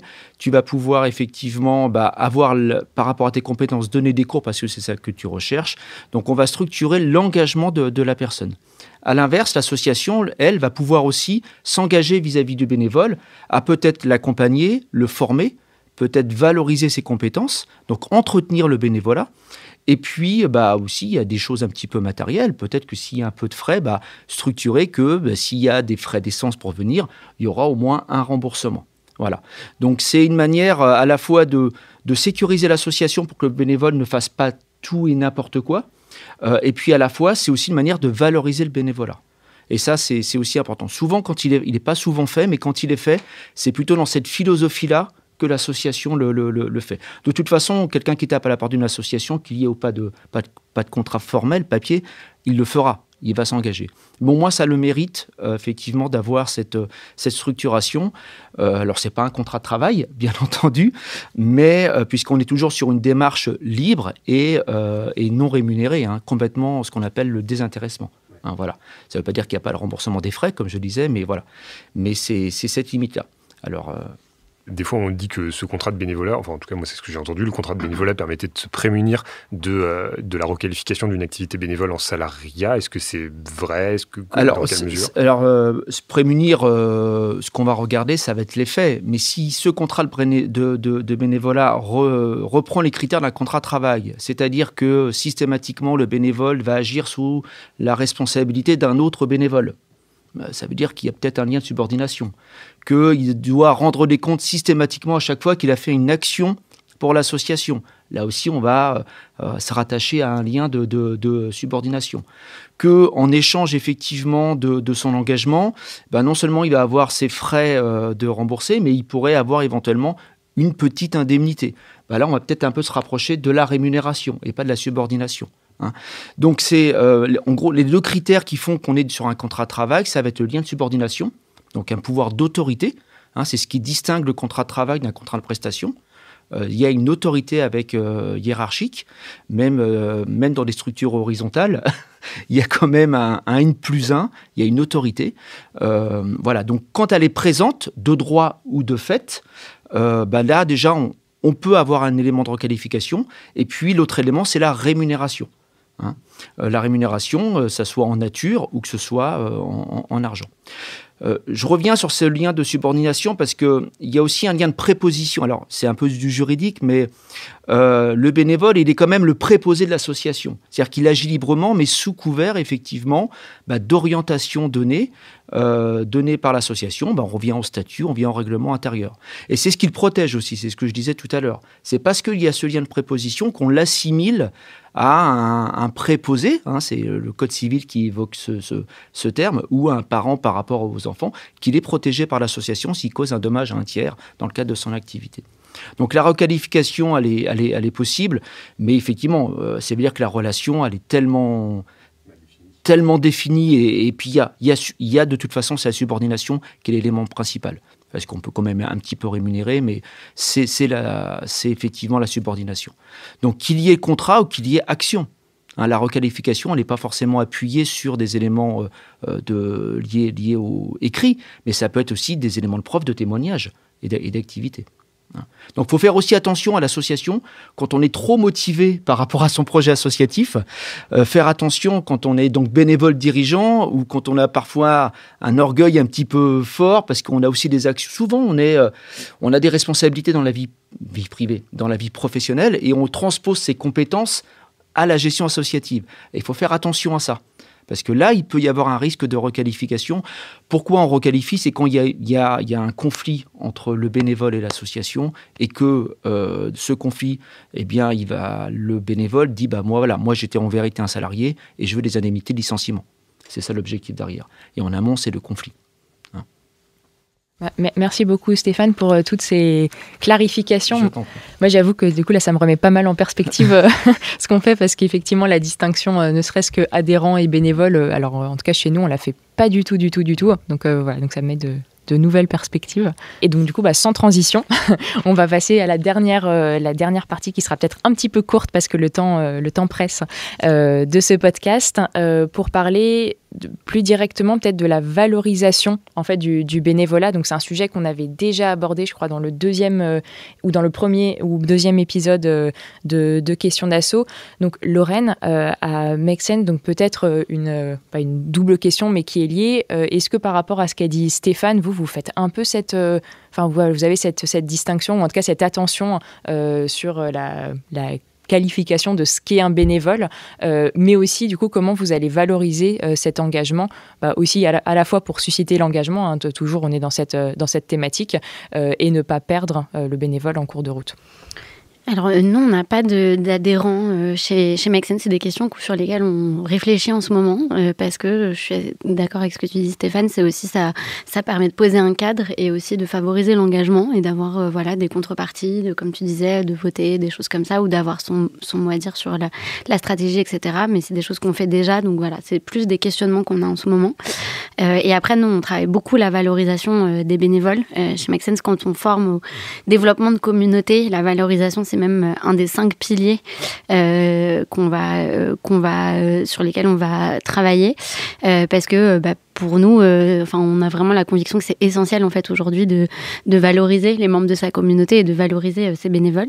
Donc nous, ça se manifeste de plusieurs manières. On va déjà beaucoup en parler nous-mêmes autour de nous, en poster sur les réseaux, etc. Ça peut être quelque chose qui peut paraître un peu, mais aujourd'hui c'est très important déjà parce que moi je peux pas garder pour moi tout ce que nos bénévoles font d'incroyable. J'ai envie de pouvoir mettre en avant tout leur investissement et tout ce à quoi ils contribuent aujourd'hui.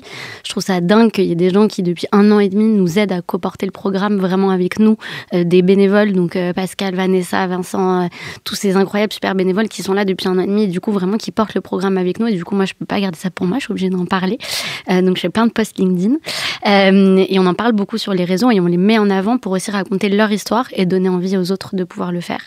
Et après par exemple pour le côté mobilisation, on va proposer aux gens d'obtenir, s'ils le souhaitent, un certificat de mobilisation citoyenne. Donc en fait, ils se font former pendant 2 semaines, 3 semaines, ils développent des compétences, ils apprennent des choses. Et en fait, on voulait leur donner la possibilité de pouvoir le mettre en avant sur leur CV, sur leur LinkedIn, auprès de recruteurs, etc. Juste ce certificat, c'est quelque chose que vous-même vous éditez ou c'est quelque chose de l'État ? Non, pour l'instant, c'est vraiment juste la reconnaissance, c'est Make Sense, et c'est l'écosystème, etc. Donc c'est signé par nous et c'est un certificat Make Sense. Mais il y a plein de gens qui l'ont acheté, c'est un certificat qui est payant aujourd'hui, et en fait qui l'utilisent aussi pour valoriser des compétences qu'ils ont acquises via le bénévolat, puisqu'on en parlait un petit peu, mais le bénévolat c'est donner, mais c'est aussi beaucoup recevoir, tu le disais dans ton intro. C'est passer des bons moments, c'est du plaisir, plaisir, etc. Mais c'est aussi apprendre en fait et développer des nouvelles compétences qu'on peut utiliser dans sa vie pro ou dans sa vie perso. Et pour moi, ça c'est hyper important parce qu'il y a plein de gens qui viennent aussi chez Make Sense pour ça. Ils sont dans une période de transition et ils viennent aussi pour développer des nouvelles compétences sur de la facilitation, de l'animation de communauté, qui sont la créativité, de l'autonomie, de la prise d'initiative, du lâcher prise, qui sont des compétences tellement importantes aujourd'hui. Donc voilà. Oui, peut-être juste pour clarifier un peu ce point-là, ça veut dire que du coup, vous arrivez à suivre un peu ce que font les bénévoles pour être... parce que j'imagine que tout le monde... Enfin, tu dis que c'est payant, c'est-à-dire que toutes les personnes qui sont chez vous peuvent dire « Hey, je veux un contrat de bénévolat... » Enfin, un certificat de... on les voit en formation, en fait. D'accord. Donc, on les voit 3 fois en formation. On a des retours de leurs super bénévoles. On est vraiment en contact avec eux. Donc, on est capable de dire... s'il y a quelqu'un qui a été complètement fantôme et qui n'a pas du tout fait son rôle, non, en fait, on ne va pas te donner le certificat alors que tu n'as pas rempli tes devoirs. Donc, voilà. Et pourquoi le faire payer ? Parce que c'était aussi un moyen pour nous de générer des revenus directs par rapport au programme et de donner de la valeur à certificat, que les gens viennent l'acheter s'ils estiment que la formation qu'ils ont reçue qui était gratuite. Donc en fait, c'est complètement gratuit de suivre nos programmes et de suivre la formation de mobilisation, mais c'est un moyen aussi de dire je trouve que cette formation était de qualité, du coup j'ai aussi envie de pouvoir obtenir ce certificat pour ça. C'est un moyen de redonner à l'association. Et est-ce que vous êtes organisme de formation ? Alors sur certaines de nos activités, oui. D'accord. Ouais. Ce qui permet de justifier ce certificat qui a du sens de le valoriser. Peut-être même en VAE, ça peut... Mais du coup, ça veut dire que c'est un certificat que vous donnez aux mobilisateurs, mais pas aux participants. Non, pas aux participants, jamais aux participants. C'est vraiment les gens qui ont suivi la formation avec nous. Et après, dernière chose, par exemple, pour nos super bénévoles, ce qu'on va faire, c'est beaucoup de la recommandation aussi. C'est pour les gens avec qui on a travaillé pendant longtemps, enfin pas travaillé, mais collaboré depuis longtemps sur des mandats de 4-5 mois ou qui sont là depuis 1 an et demi et qui sont parfois des gens en recherche d'emploi. Quand ils ont une opportunité qui arrive, que c'est chez des gens de notre écosystème, d'autres associations ou qu'ils ont besoin d'une recommandation, on leur fait. J'ai passé pas mal de coups de fil aussi pour recommander et c'est comme ça qu'on a eu des super belles histoires de gens Nassim qui est parti travailler chez Je veux aider, de Marine qui est partie travailler chez Singa en animation de communauté bénévole, Gaspard à la Croix-Rouge. Enfin voilà, c'est aussi des gens qui viennent se former chez nous et qui vont pouvoir derrière aussi impulser ou confirmer une transition professionnelle vers des métiers à impact. En utilisant ces compétences d'animation de communauté qu'ils ont développées chez nous dans d'autres structures. Et ça, c'est hyper gratifiant. Enfin, pour moi, je trouve ça hyper beau. Je veux dire, la boucle est bouclée, quoi. Super, écoute, merci beaucoup Lorraine. Je propose que ce soit le mot de la fin. Donc merci Lorraine, merci Stéphane de nous avoir accompagnés et d'avoir répondu à nos questions pour ce nouvel épisode de Questions d'Asso, le podcast par et pour les assos. Et merci à vous de nous avoir écoutés. On espère que cet épisode vous aura été une fois de plus utile et que vous aurez pris du plaisir à l'écouter. Si notre discussion a fait des échos à des situations que vous avez pu rencontrer et que vous avez des témoignages, n'hésitez pas à nous les communiquer directement donc sur l'adresse mail hello@question-asso.com et de toute façon que vous retrouverez dans le lien de l'épisode. Donc pour rappel, vous pouvez nous suivre sur votre plateforme de podcast préférée, SoundCloud, Spotify, Deezer, Apple Music ou Google Podcast, et vous pouvez également vous abonner à notre newsletter pour ne manquer aucun épisode. Et vous retrouvez toutes les informations sur notre site, question _asso.com où toutes les ressources évoquées dans l'épisode seront aussi mentionnées. Cet épisode a été réalisé avec le soutien de la Maïf. Aujourd'hui, c'est Guillaume Desjardins et Réa Simon de Synchrone TV qui étaient à la réalisation et la jolie musique que vous allez maintenant entendre est l'œuvre de Sounds of Nowhere. Merci de nous avoir écoutés et rendez-vous le mois prochain pour un nouvel épisode de Questions d'Asso sur les questions de gouvernance.